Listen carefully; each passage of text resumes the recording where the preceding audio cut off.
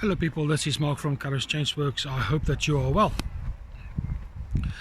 Guys, in this little video I'm going to talk about hate and anger. Now this is part of the anger series, and I just thought I'd just quickly drop in a quick video on hate and its connection with anger. So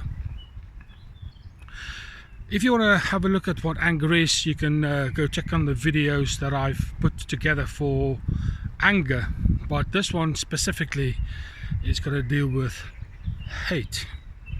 So what is hate?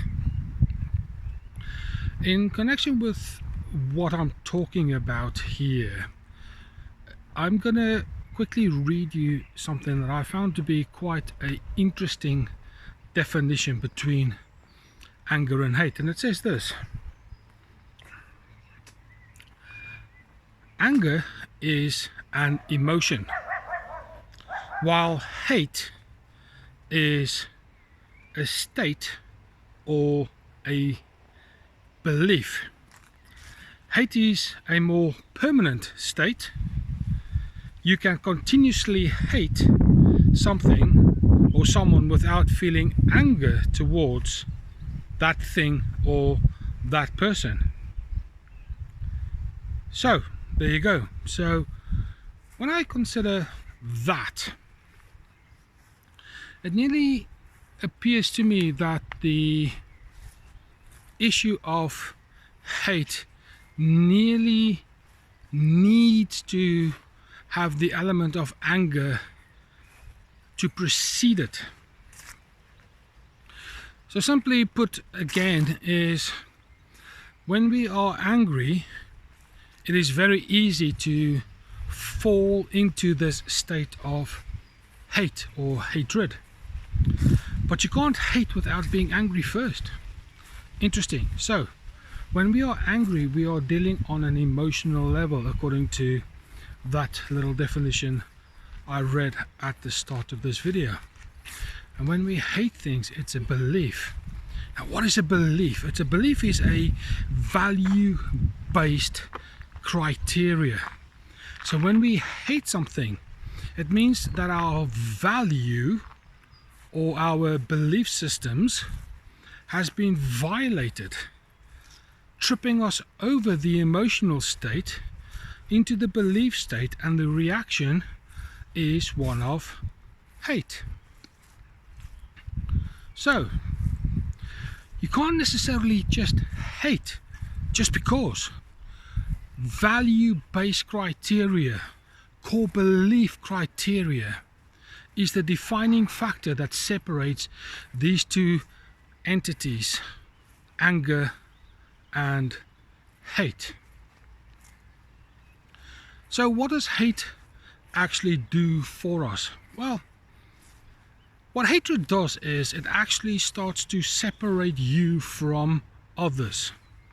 It is as if your aura becomes a little bit toxic, and you can feel disconnected from others in your social circles because of this toxicity that you start to display verbally and behaviorally.